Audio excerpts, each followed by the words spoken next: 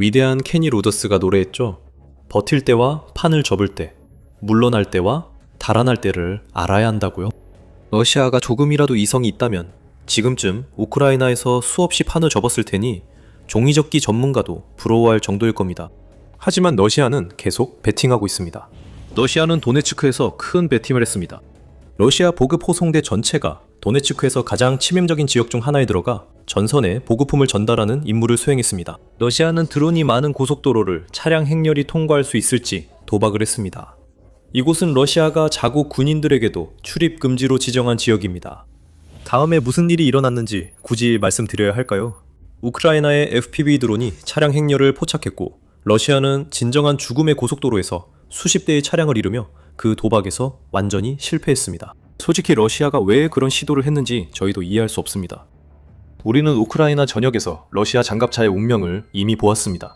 이미 거의 25,000대가 파괴된 이유는 이 장갑 차량들이 우크라이나 FPV 드론의 쉬운 표적이기 때문입니다. 7월 중순 도네츠크의 러시아 지휘관들은 차량 50대로 이루어진 호송대를 도네츠크 순환도로에 투입하는 이해할 수 없는 결정을 내렸습니다. 그 도로는 러시아에게 전혀 안전하지 않습니다. 이 도로는 러시아가 모든 화물 및 군사 차량 통행을 금지한 곳입니다. 우크라이나가 이 도로의 화력 통제권을 사실상 가지고 있기 때문입니다. 이곳은 토레츠크와 콘스탄티니우카 도시 사이에 있는 회색지대에서 불과 12km 떨어진 곳에 위치해 있습니다. 이 지역은 오랫동안 우크라이나 드론의 사정거리 안에 있었습니다. 몇 달간 러시아 지휘관들은 한 사실을 알고 있었습니다. 도네츠크 순환도로로 진입하는 차량들은 파괴됩니다. 그리고 그 파괴는 오늘 더욱 확실해졌습니다. 우크라이나는 현재 전선의 여러 지역, 특히 도네츠크에서 러시아에 비해 1.5대 1의 FPV 드론 우위를 점하고 있습니다. 우크라이나에서는 매달 FPV 드론을 비롯한 새로운 세대의 드론들이 등장하고 있습니다. 에어로스페이스 글로벌 뉴스에 따르면 우크라이나는 2026년 한 해에만 이미 413개의 신형 드론 시스템을 기록적으로 승인했습니다. 그것은 기록적인 수치이며 아직 올해는 절반밖에 지나지 않았습니다. 포브스는 우크라이나 FPV 드론이 이제 전선과 그 주변에만 머물지 않는다고 밝혔습니다. 일부 드론은 적진 후방 60km까지 이동할 수 있기 때문에 전선에서 불과 12km 떨어진 순환도로는 명백한 표적이 됩니다. 이 모든 건 형편없는 도박이라는 게 너무나 뻔했습니다.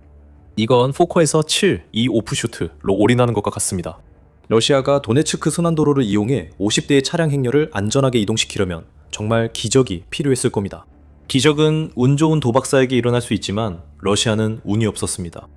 행렬이 전선으로 이동하던 중 결국 피할 수 없는 일이 벌어졌습니다. 우크라이나는 러시아의 세븐2를 보고 포켓 에이스로 판돈을 더 올렸습니다. 다르게 말하자면 푸틴의 군대가 처음부터 왜 승인됐는지 이해할 수 없을 만큼 어처구니 없는 행동을 한 결과 엄청나게 많은 러시아 차량들이 파괴됐다는 뜻입니다. 도네츠크 전선 뒤에서 이반 프랑코 그룹은 러시아가 오랜만에 가장 최악의 배팅을 하는 모습을 지켜봤습니다. 우크라이나 국가보안국 소속인 그 그룹은 트럭, 밴, 자동차, 오토바이로 가득 찬 호송대를 추적하며 모두가 기대에 찬 표정을 지었습니다. 그 호송대는 말리니브카 외곽에서 출발하도록 허용되었는데 이곳은 러시아군이 도네츠크 요세벨트를 뚫으려 시도하면서 중요한 거점이 된 곳입니다. 우크라이나는 전략을 완벽히 펼치며 러시아가 한 킬로미터씩 더 나아갈 때마다 점점 더 자신감을 갖게 했습니다. 많은 차량에게는 말리니브카가 거의 보이지 않게 됐고 이들은 위험구역을 곧 벗어나 도박이 성공할 듯 보였습니다. 그때 FPV 드론들이 나타났습니다. 그리고 러시아 호송대의 모든 차량을 초토화시켰습니다. 도네츠크 순환도로에서 화물과 군사수송의 이동이 금지되었음에도 불구하고 해시태그 IFG는 단호한 조치와 여러분이 기부한 드론으로 여러 위반자들을 적발했습니다. 이반 트랑코 그룹은 텔레그램 게시물에서 지금까지 우크라이나 전쟁의 가장 예측 가능한 성공일 수 있다며 농담했습니다. 이 미친 공격이 실제로 일어났다는 걸 이 그룹 말만 믿을 필요는 없습니다. 영상도 있습니다. 그것도 아주 많이요. 센서던넷은 한 영상을 공유합니다. 영상은 러시아 호송대에 있는 트럭을 향해 날아가는 FPV 드론의 시점과 그 근처를 달리는 차량의 탑승자 시점이 번갈아가며 보여집니다. 드론이 점점 가까워지는 모습을 볼 수 있습니다. 그러다 영상은 다른 시점으로 전환되고 같은 장면이 보입니다. 드론 영상이 사라질 때까지 화면이 번갈아 전환됩니다. 우크라이나 FPV 드론 영상을 본 사람은 영상이 끊기는 순간이 폭발이 일어난 시점임은 압니다. 이후 영상이 승객 시점으로 전환되며 우크라이나 드론이 하강해 정확히 명중하는 장면이 확인됩니다. 이것이 러시아의 도네츠크 순환도로 참사의 이야기였습니다. 우크라이나 드론들은 계속 날아다니며 러시아 차량들을 찾아내 애초에 감수했어서는 안 될 위험을 감수한 그 차량들을 완전히 박살냈습니다. 이번에는 젤라노바 플러스가 공유한 또 다른 영상이 러시아가 지나가려 했던 바로 그 도로에서 벌어진 학살의 참혹한 결과를 보여줍니다. 우리는 불타고 파괴된 차량들이 줄지어 있는 모습을 봅니다. 라다 승용차와 쿼드바이크, 트럭, 심지어는 대포를 운반하던 차량까지 모두 합쳐서 50대에 달합니다. 마치 매드맥스 영화의 한 장면 같습니다. 어디를 봐도 한때 차량이었던 잔해만이 남아있습니다.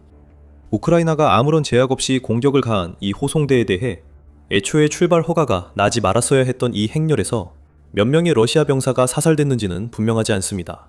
하지만 그건 거의 중요하지 않습니다. 이 차량 학살 장면만으로도 러시아에 충분한 메시지를 보낼 수 있습니다. 당신들은 도네츠크 순환도로가 안전해졌다고 생각했지만 실제로는 그렇지 않으며 앞으로도 안전하지 않을 것입니다. 다시 한번 왜 그런지 물어야 합니다. 러시아가 우크라이나의 FPV 드론이 감시하고 있다는 것을 알면서도 전체 호송대를 그 도로로 보낸 이유가 도대체 무엇일까요? 곧 답에 대해 추측해보겠지만 그 전에 여기는 더 밀리터리 쇼입니다. 러시아의 완전한 굴욕을 즐기신다면 앞으로도 그런 장면이 많이 나올 것입니다. 오늘 채널을 구독하고 알림벨을 눌러 러시아가 내린 가장 어리석은 결정들을 다루는 더 많은 영상을 확인하세요. 분명히 말하지만 러시아의 도네츠크 실수는 정말 어리석었습니다. 어리석은 것은 50대 차량 호송대를 우크라이나 FPV 드론이 감시하는 도로로 보낸 것만이 아닙니다. 더 놀라운 것은 러시아가 이 호송대를 대낮에 전선으로 보내려고 했다는 점입니다. 어둠에 숨어 움직였다면 그 차량들에 기회가 있었을지도 모릅니다. 크게 기대하긴 어렵지만 우크라이나 FPV 드론이 어둠 속에서도 차량을 추적할 수 있으니 그래도 나았을 겁니다. 어쩌면 몇몇은 그 학살에서 살아남았을지도 모릅니다. 러시아는 사실상 자살 임무의 병사들을 보냈고 그 이유는 단순해 보입니다. 절박함 때문입니다. 앞서 토레츠크와 콘스탄티니우카를 모두 언급했습니다. 러시아가 저 두 도시 근처 전선에 병력과 보급품을 보내기 위해 절박하게 무리한 도박을 한 가장 그럴듯한 설명은 무엇이라고 보십니까? 특히 콘스탄티니우카는 러시아가 도네츠크를 점령하고 나아가 푸틴이 그토록 종시하는 돈바스 지역을 차지하려면 반드시 무너뜨려야 하는 요세벨트의 남쪽 끝에 위치해 있습니다. 슬로비안스크와 크라마토르스크 두 도시는 콘스탄티니우카 북쪽에 위치해 있으며 크라마토르스크는 불과 22km 떨어져 있습니다. 그래서 러시아의 잘못된 판단에 대한 우리의 초기 해석은 러시아가 이 전선들 중 한 곳 아니면 두 곳 모두에 더 많은 병력과 보급품을 보내서 앞으로 있을 공세를 위해 전력을 보강해야 한다고 느꼈다는 것이었습니다. 러시아가 일부 병사들을 구하기 위해 이런 도박을 했을 가능성도 있습니다. 앞서 언급했듯이 점점 커지는 드론 밀집 살상지대 근처로 이동하는 것은 보통 사형 선고와 같습니다. 차량은 쉽게 표적이 되기 때문에 러시아가 주로 침투 전략으로 전환한 이유 중 하나입니다. 이 전략에서 러시아 병사들은 살상지대를 도보로 이동합니다. 위험하긴 하지만 병사는 차량보다 크기가 작아서 발견하기가 더 어렵습니다. 게다가 병사들은 참호나 벙커에 숨을 수 있기 때문에 우크라이나의 드론을 피할 수도 있습니다. 러시아의 문제는 살상지대가 12km도 안 되었던 2025년에는 효과적이었던 침투 전략이 2026년에는 더 이상 통하지 않게 되고 있다는 점입니다. 비즈니스 인사이더에 따르면 우크라이나의 전 국방장관 미하일로 페도로프는 러시아 병사들이 이제 전선에 도달하기 위해 완전 무장 상태로 약 30km를 행군해야 한다고 말합니다. 이는 모두 살상지대가 확장된 결과입니다. 많은 병사들이 전투에 도달하기도 전에 드론에 의해 산산조각 나기 때문에 전선에서의 러시아의 공격은 푸틴이 필요로 하는 것보다 훨씬 약해지고 있습니다. 그래서 절박한 겁니다. 이것이 러시아가 무리한 도박을 한 이유입니다. 러시아의 호송대 참사와 관련해서 또 다른 가능성이 있습니다. 병사들에게 길고 위험한 전진 행군을 면하게 해주려는 의도였을 수도 있지만 러시아는 일부 병사들만 목적지에 도달하면 나머지 병사들이 얼마나 살아남는지에 대해서는 별로 신경 쓰지 않는다는 점도 보여줬습니다. 차량을 보내는 건 돈을 위험하게 하고 푸틴은 그 돈을 총알바지 병사들의 목숨보다 더 중시합니다. 그래서 어쩌면 러시아는 최근에 많이 하지 않았던 우크라이나 진지를 상대로 한 기계화 돌격을 준비하려고 했던 것일지도 모릅니다. 러시아가 돌격을 준비했다면 호송대에 왜 일반 차량이 그렇게 많았는지 궁금할 수 있습니다. 사실 그건 놀랍지 않습니다. 앞서 언급한 대규모 장갑차 손실 외에도 러시아는 2025년 3월부터 우크라이나 진지에 대한 공격에 민간 차량을 사용한 것으로 기록되어 있습니다. 그 시점에서 도네츠크 순환도로 호송대에서 목격된 자동차와 전지형 차량이 러시아 전체 손실의 약 70%를 차지했다고 포브스는 보도했습니다. 러시아는 바퀴만 있으면 무엇이든 공격에 쓰는 듯합니다. 따라서 러시아가 우크라이나가 방금 파괴한 50대의 차량을 토레츠크나 콘스탄티니우카 공격에 사용하려 했을 가능성을 배제할 수 없습니다. 이런 공격은 장비 부족에 시달리는 국가의 전형적인 방식입니다. 하지만 이로 인해 한 가지 단순한 사실은 변하지 않습니다. 러시아의 행동은 정말 어리석었습니다. 또한 이는 우크라이나의 FPV 드론 우위 때문만이 아닙니다. 최전선에서 수십, 수백 킬로미터 떨어진 곳에서도 우크라이나의 신형 중거리 드론이 러시아군 수송대를 타격하는 모습을 볼 수 있습니다. FPV 드론 기술의 발전으로 인해 최전선의 살상구역이 최대 50km까지 넓어지면서 우크라이나가 러시아 차량을 타격할 수 있는 차량 살상구역은 200에서 300km까지 깊어지고 있습니다. 수치가 이를 증명합니다. 군사분석가 클레망 몰라는 X 게시물에서 우크라이나가 7월 첫째 주에 러시아 트럭과 차량 240대를 타격했다고 지적했으며 이는 하루 평균 34건의 타격에 해당합니다. 이는 이미 인상적이었던 6월보다 뚜렷한 증가세입니다. 6월에는 우크라이나가 586대의 차량을 파괴해 하루 평균 19.5대를 기록했습니다. 이는 올해 초 우크라이나가 기록했던 것보다 훨씬 높은 수치입니다. 4월에는 하루 평균 1대 수준이었습니다. 러시아는 도네츠크 순환도로에서 아주 나쁜 도박을 하려 한다는 몇 번이나 신호를 받아야 했을까요? 2026년 초 그 도로로 차량 행렬을 보내는 건 이미 위험한 도박이었고 특히 차량이 우크라이나 FPV 드론 사정권에 들어가면 더 위험했습니다. 여기에 중거리 타격 드론이 추가되면 발각되는 순간 러시아가 보내려던 차량들은 목적지에 닿기도 전에 완전히 박살납니다. 이제 두 가지 질문만 남습니다. 앞으로 러시아가 도네츠크에서의 도박에서 성공 확률을 높이기 위해 할 수 있는 일이 과연 있을까요? 그리고 도네츠크에 대해 말하자면 이번 굴욕적인 실패와 이 지역에서 벌어지고 있는 모든 일들이 푸틴의 돈바스 장악 목표에 어떤 의미를 가지는 걸까요? 첫 번째 질문부터 시작하겠습니다. 러시아는 이미 우크라이나의 드론으로부터 자국 차량을 보호하기 위해 여러 조치를 시도하고 있습니다. 그런데 이 조치들에는 밤에 운전하는 것은 포함되어 있지 않은 것 같습니다. 그건 너무 상식적인 방법이겠죠? 유로마이단 프레스 지적처럼 러시아 전차에 있던 드론 방지 철장이 이제 트럭에도 설치되고 있습니다. 많은 수송대에도 총으로 무장한 방어팀이 동행하고 있는데 이들은 드론을 하늘에서 격추시키기 위한 것입니다. 어느 방법도 효과를 보지 못하고 있습니다. 방어팀은 정확해야 할 효과가 있지만 움직이는 차량에서 정확히 쏘기 어렵고 목표인 드론에 공격당할 수도 있습니다. 케이지의 경우 트럭에도 탱크와 마찬가지로 동일한 단점이 있습니다. 무게가가 늘어나면 속도가 떨어지기 때문에 큰 희생이 따릅니다. 코프 케이지가 있는 트럭은 더 잘 보호되지만 느려지고 맞추기 쉬워집니다.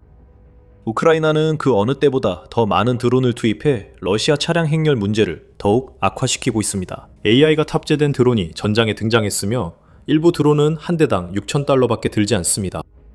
이 드론들이 대당 약 500달러에 불과한 FPV 쿼드콥터의 지원을 받을 때 우크라이나가 이런 종류의 드론 군집을 쉽게 투입해 이동식 방공망을 손쉽게 돌파하고 러시아가 보호하려는 몇몇 차량에 설치된 철장까지 뚫고 들어갈 수 있다는 점을 쉽게 알 수 있습니다. 그리고 우크라이나의 드론이 수량과 타격 효율성 면에서 압도적이라는 점에 대한 의구심은 7월 17일 키이우 인디펜던트의 보도로 해소됩니다. 이 보도에 따르면 우크라이나 드론 부대는 2026년 상반기에만 100만 개가 넘는 표적을 타격했습니다. 같은 기간 동안 우크라이나는 월간 타격 횟수를 사실상 2배로 늘렸습니다. 우크라이나는 이미 인상적인 1월 10만 5,800회의 드론 타격을 기록했으며 6월에는 20만 218회로 증가했습니다. 지금 우크라이나는 물량이 핵심입니다. 이 수치만 봐도 러시아가 우크라이나 드론 공격이 느려지길 오래 기다려야 할 것이 확실합니다. 아닙니다. 2026년 상반기에만 100만 개가 넘는 표적을 타격했습니다. 명심하세요. 도네츠크 순환도로에 자살 임무로 투입된 50대 차량도 이제 이를 알게 됐습니다. 그리고 도네츠크에 대해 말하자면 러시아는 그곳에서 잘하고 있지 않습니다. 그래서 처음부터 그 호송대의 절박함이 설명되는 것이죠. 6월 말 우크라이나 대통령 젤렌스키는 푸틴이 도네츠크 함락 마감 시한을 정했다고 밝혔습니다. 다시 말하지만 젤렌스키에 따르면 러시아의 우크라이나 전면 침공 후 이번이 15번째입니다. 푸틴은 러시아군이 12월 말까지 도네츠크를 점령하길 원하지만 요새 방어선의 대부분이 아직 남아있어 이는 불가능해 보입니다. 우크라이나는 회색지대와 점령 지역의 화력 통제권을 가져 수송대 전멸도 발생하고 있습니다.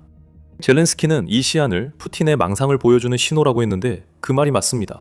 푸틴이 12월 말까지 도네츠크 점령을 요구하는 동안 그의 군대는 그 지역에서 소모되고 있습니다.